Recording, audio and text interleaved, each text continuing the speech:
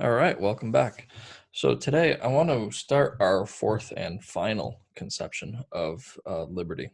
So recall that thus far we've been trying to figure out what liberty is, and we've been doing a genealogy, that is a conceptual history of liberty. And we've noticed that starting in the early modern period with Hobbes, right, the predominant conception on offer from the beginning of classical liberalism was a negative one of liberty as interpersonal non-interference, right? So for Hobbes, recall that we're free as long as we're not interfered with physically, right, from activating our will, expressing our will in an action. Of course, the classical liberal tradition developed this negative notion of liberty as non-interference from an interpersonal perspective by adding the condition of coercion, saying that not only do you need to not be interfered with in your actions, but you need to not be coerced. That is, you need your will not to be bent to such a degree that you are incapable of acting. So recall for Hobbes, right, you're on free if an action becomes impossible, right? While for figures like Locke and Bentham and Berlin, if an action becomes ineligible, right, you count as unfree. And then we looked at a second conception of liberty as intrapersonal, right? Non-interference, where we are free as long as we are not the source of our own interference, where we're not interfering with ourselves. Right? So we looked at Plato and Mill, and they both argued in their own ways that to be free was to, in Plato's sense, not be slaves to our passions, to our strong feelings or desires. And in Mill's sense, it's not to inauthentically cling to public opinion, right? To be a bit more authentic than that and to become a progressive being, right, by actualizing your capacity to be a a non-conforming progressive person, a rational person, basically someone who's not merely subject to popular opinion.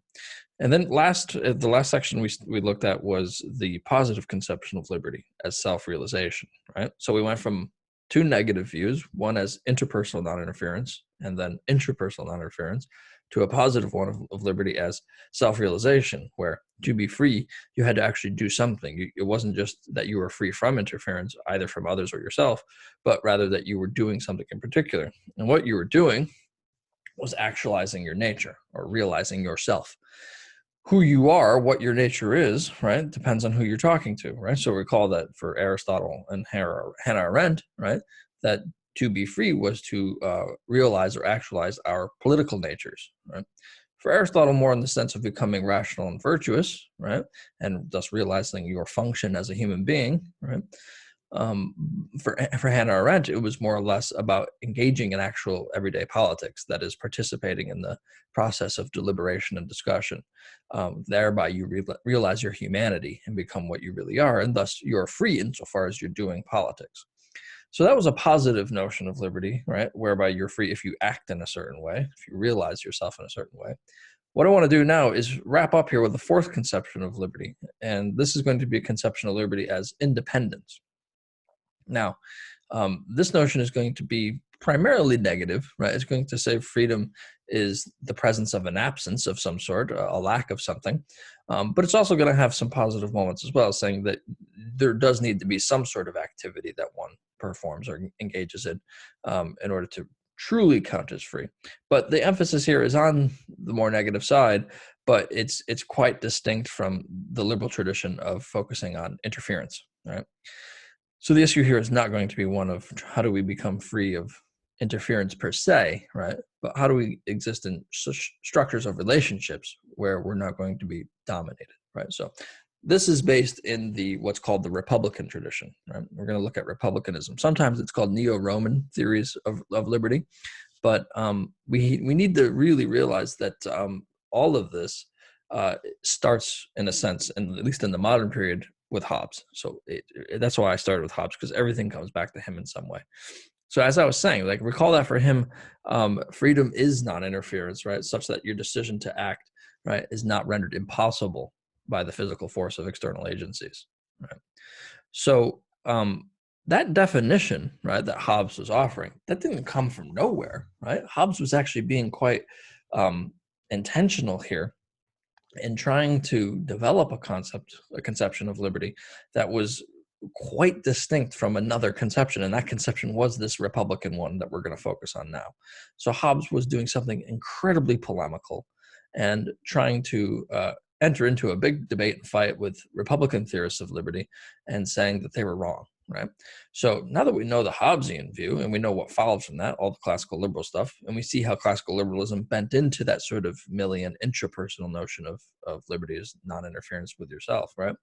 And of course, the liberal tradition, right, from Hobbes up to Mill, they would all find the positive stuff, the Aristotelian and the Hegelian and the Hannah Arendtian notion of liberty as self-realization is utterly nonsensical. For liberals, classical liberals, neoliberals, right? Liberty is entirely about non-interference. It's not about doing anything. You don't have to do anything to be free, right? That's the whole point of the view, is that there's no positive aspect to liberty, right? There's no action you have to do. There's no belief you need to have or any of that stuff, right? There's not even a sort of clear-cut notion of human nature from classical liberalism, even though I'd say there is a sort of implicit one. It's about rational individuality and stuff like that. But the idea here is that for liberals, you don't have to pick any sort of conception of the good life or the common good even, right? You just need to create a structure of laws and a system of political order that leaves people alone, in a sense, or at least alone enough to be able to endeavor to participate in private activities like businesses and economics and religion. And so there's an attempt to make the political less important within the classical liberal tradition, right? So, right, Hobbes' definition of liberty didn't come from anywhere. It was a polemical reaction to a debate that was taking place in the 17th century. Because remember, this was around the time of the English Civil War, and if you recall, the English Civil War, has a moment where it kind of seems to be over after they kill the king and they declare a republic, right, in perpetuity. It only lasted 11 years, but still, right, a republic was born. That is, they got rid of their monarch, right? So in basic political terms, a republic is any political system that's not a monarchy, right? That doesn't have a king or a queen, right, or a royal family or something like that. You'll note today that technically England is not a republic. Right? It is, a liberal parliamentary democracy, obviously now, but still, they at least have the facade of a royal family, and a monarchy is essential to their constitution in some performative way or ritualistic way. So a republic is going to be a political system without a king or queen, right? And obviously Hobbes, because of his authoritarian tendencies, and because of his background as a tutor, was much more affiliated with the royalist side. But again, as we saw with his political theory, just because he has an authoritarian streak, that doesn't mean you couldn't have a sort of Hobbesian democracy or something like that, right? The structure of the state doesn't require that there be a monarch, right? It could be an aristocracy, an oligarchy, democracy, right? It could be a democracy, right? As long as there's sovereignty, right? That's all that really matters for Hobbes. So, as we said, Hobbes is the beginning of our classical liberal and our neoliberal story, right? But he was responding to a debate, right? And that debate has mostly been forgotten by, because liberalism has won, in a sense, ideologically speaking.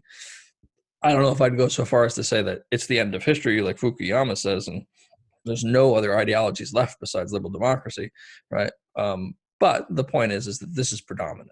The view of liberty as non-interference, right, as an interpersonal non-interference, the Hobbesian, Lockean, Benthamite, Berlinian notion of liberty, that's the predominant one in the English-speaking world, right? But we can't forget that in the 17th century, especially, and then in the French Revolution, American Revolution, there was a huge sort of upsurge for a belief in liberty, not as non-interference, but as independence. So we're going to have to figure out what that was, right?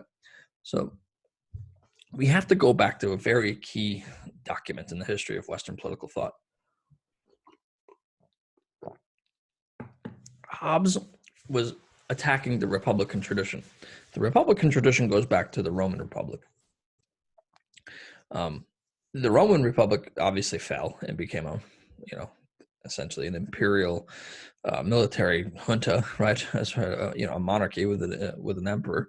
So you had the Roman Empire following the Roman Republic, but the Roman Republic was always still the ideal, and they spoke in the terms of being a republic, kind of in the same way that North Korea calls itself a republic, though it's not in any way a republic, right? But by the 6th century CE, right, the Emperor Justinian, right, decided to try to clarify what all the laws were actually of the Roman Empire. You have about a good 1,500 years, 1,000 years of accumulation of legal code, and it was complicated. It was too confusing, too complex to actually apply and practice. So he decided to gather up legal scholars and try to codify what the actual law was, right? So this text came down to be known as the Codex of Roman Law, or the Justinian Codex, right, from the 6th century. It's a primary document of Western constitutional law. The codex begins with making a distinction between someone who is free and someone who is not free, someone who is a servus, someone who's a slave, right? So it begins with a distinction between the free man or woman, the liber homo, right, and the figure of the slave. Obviously, a slave is someone who is unfree, right? But the question philosophically is, what is it about slavery that makes one unfree? Right? That's the key question here, right? And this is going to be the source of the Republican argument that liberty is going to be something besides just not being interfered with, right? So answering this question is key to understanding a distinct theory of liberty or freedom, right? That the liberal tradition has effaced, has tried to ignore, has tried to hide, has tried to, in a sense, either defeat or pretend it doesn't exist, right? Because it's going to be frustrating for the image of liberty as in non-interference, right? To accept that there's an equal and perhaps contrary notion of liberty that we get from an equally powerful tradition of Roman theorizing, both political and jurisprudential, about liberty as something like independence. So we have to figure out what it is about a slave that makes them unfree, right? And the answer is going to have really nothing to do with interference. Right? So the fact that Hobbes starts this discussion about interference, right, means he was actually trying to hide this or defeat this notion of liberty, which had little to do with the concept of interference. Right? So Hobbes's motivations and his rhetorical strategy are going to start to make more sense when we see the actual view he was fighting, right? Which is what we're trying to figure out now with republicanism. So, okay, in the Roman world, there was this weird phenomenon, right, where and you found it in like Roman comedies, right? Like Plautus wrote these comedies, these stage plays that were pretty funny. And there was always this kind of stock character of the slave, right? Now, the slave was in these comedies, which is why they were funny, right? Always kind of left alone. Essentially, they did whatever they wanted. Essentially, they had benign or indifferent masters, right? That their masters, in a sense, didn't interfere with them, right? And yet they were still free, still slaves, right? So a kind of paradox emerges, right? You have a free slave, right? So what is going on here, right? How does this make any sense, right? So how do you have a slave who's not interfered with by a master? So say the master's always on some other plantation or some other town or something like that, or doesn't really care, right? Or doesn't really whip or punish or do anything to his slaves, right? But still technically the master owns them as slaves, right? So what is a free slave? Does that concept make any sense, right? So what if you're a slave and your master is completely benign or always away? You can do whatever you want. You're not interfered with, but you're still a slave, right? I mean, that doesn't make any sense, right? So how can you be, in the liberal sense, if you're not interfered with, how can you be free? Because no one's making any actions impossible or ineligible, right? And yet you're still a slave. So what's going on here? What notion of freedom are the Romans working with here, where you could be not interfered with, but yet still count as a slave? And if a slave is anything, it's someone who's not free, right? So what's the notion of freedom implied in this reality of slaves who were not interfered with, right? So a slave who is either left alone or only did his master's bidding. So also, if you only ever did what your master wanted, your master would never interfere with you or coerce you, right? So again, the paradox emerges. You're free in the liberal sense, and yet you're a slave. So how does that work? Right? How are you both unfree and free? Doesn't seem to make any sense, right? So, and suffered no physical obstruction or coercion would have to count as a free slave on the liberal account, but that's patently absurd, right? You know, based on the liberal notion, classical liberal notion of liberty as interpersonal non-interference, right, they would seem to have to say that a slave who's not interfered with by their master, right, is technically free, but a free slave is incoherent. It's a contradiction, right? So what's going on, right?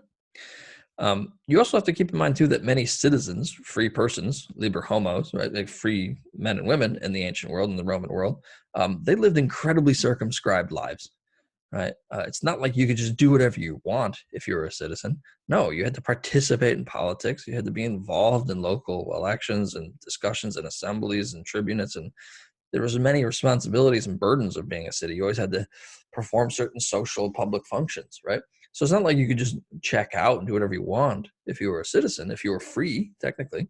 In fact, you were kind of almost always coerced, right, into some sort of communal, public, political, social activity, right? So how is it that it seems like on the liberal notion, the slave is going to end up seeming more free than the citizen, than the free person? Because the free person is going to be coerced or forced to do many things, right, by external agencies, while the slave is going to be, in a sense, left alone, right, by a benign or indifferent master, right? So all of this, from a liberal perspective, makes zero sense, right? So we got to figure out what's going on here, actually. What is actually going on? So in the Roman law, what it is that makes you unfree, right, is the mere fact of having a master, right? It has nothing whatsoever to do with how people interact with each other, right? It's about relationships. It's about status. It's about standing. Where do you stand in the law, right? How are you regarded legally, politically speaking, right? What's your role, in a sense, in society, right? That determines your freedom, right? It's the mere fact of having a master that makes you a slave and thus unfree. The master need not interfere with you, right, to make you unfree, right? Thinking in terms of the liberal idea. No, it's the mere fact that a slave has a master at all, regardless of how they interact with him, right, that renders a slave unfree, right? It's by living in a state of dependence, right? Dependence here, not in the sense of, oh, I'm dependent on you, I need you, but dependent in the sense that I can't do anything or be myself without being in relation to you, right? What you do determines what I do, right? How you are and how I am are intimately connected, right? There's a dependence in the relationship, right? So to be a slave is to be in a state of dependence on the arbitrary will of another. Arbitrary is the key term here, right? I mean, arbitrary just in a sense means will, right? Arbitrium, right? The will, right? What the idea here is that you are dependent on someone if they can just do whatever they want with you, whenever, however they want, even if they do nothing, right? So there's a modal distinction here, right? It's what the master could do to you if they wanted that makes you a slave, right? The legal economic fact that a master owns you as a slave, and if they wished, could coerce you, interfere with you, violate you, whatever, right, is what makes you a slave. It's the fact that they could do that, because that's the nature of your relationship. That's the master-slave relationship, right? If you have a nice master who never whips you or punishes you or coerces you or interferes with you at all, that doesn't mean you're not still dependent upon your master, because the master still could at any moment do whatever they want with you. You're his property. He owns you. You're a slave. That's that's what the word means. So you're utterly dependent upon the arbitrary will, the sort of whimsical, capricious will, right, of the master. The master could, no matter how benign or nice they are in the past, right, they can do anything they want to you right now, right? And in the future, they always could do anything. They could just kill you if they wanted to. For someone who owns a slave, killing their slave is no different than like purposely breaking a hammer, right? You're just a tool, right? A tool can't have freedom, right? In any sense, really, right? Even if a tool is left alone, if it's just sitting in the shed for 40 years, right? It's still in a condition of dependency upon the owner, right? In Roman law, the term here is to be a slave, is to live in poteste, right? It's to live in the power, within the power of another. Right? You're always in the grasp, right? And the capacity or the power of someone if you're a slave, right? You always are at their mercy. Right? So as a structural relationship, right, the master-slave relationship leaves the slave always in a state of possession. I'm always in my master's power if I'm a slave, even if my master does nothing to me. And it's that fact that I'm in his power, that I'm dependent upon his arbitrary will, that makes me unfree. Right? He doesn't have to interfere with me. He doesn't have to coerce me. He doesn't have to threaten me. He doesn't have to render actions impossible or ineligible. Right? All I have to have is a master in order to count as unfree. And to have a master is to be dependent upon the arbitrary will, right, of someone who owns me, who's in whose power I am in, right? So that's what unfreedom means in this Roman context, in this legal sense, right? To be a slave is just to be owned by someone else. That is to be in the power of someone else. That is to be dependent upon the arbitrary will of someone else, right? Such that they could do whatever they want with me whenever they wanted to, even if they never actually do anything, even if they never actually interfere with me, right? So if you run free, you don't have the status, you don't have the standing, the legal standing, the political standing of a liber homo, of a free person, right? You don't stand as free. So that's what this legal distinction is about, right? Between a slave and a free person, right? Legally, politically, publicly, a slave is someone who does not enjoy the status or standing of an independent agent, right? You are a dependent agent. You're a dependent, the way we speak about children, which we'll talk about later through these lectures here. Childhood is a kind of form of slavery in this sense, right? Where you as a child, you always are living independence upon your parents or your guardians, right? They can do what they want with you pretty much. I mean, within certain legal bounds, right? Nowadays we have certain, rights for children and stuff. So look, here's the claim, right? Here's the whole story, right? So far, let me get myself out of the way.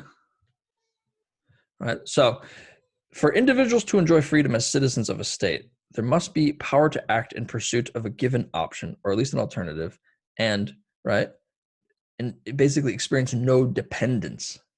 Right. There's what freedom amounts to. Right.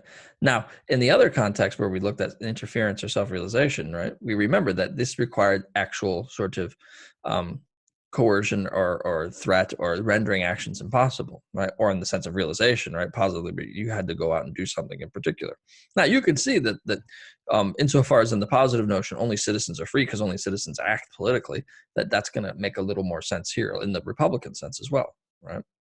But the key thing here is to note that it's about not being dependent on the arbitrary will of another that's going to make one free, not being interfered with either by another or by yourself, and not even really realizing your sort of normative nature. That's not what's primary here, right? What's primary in the Republican tradition is not being dependent upon the arbitrary will of another, right?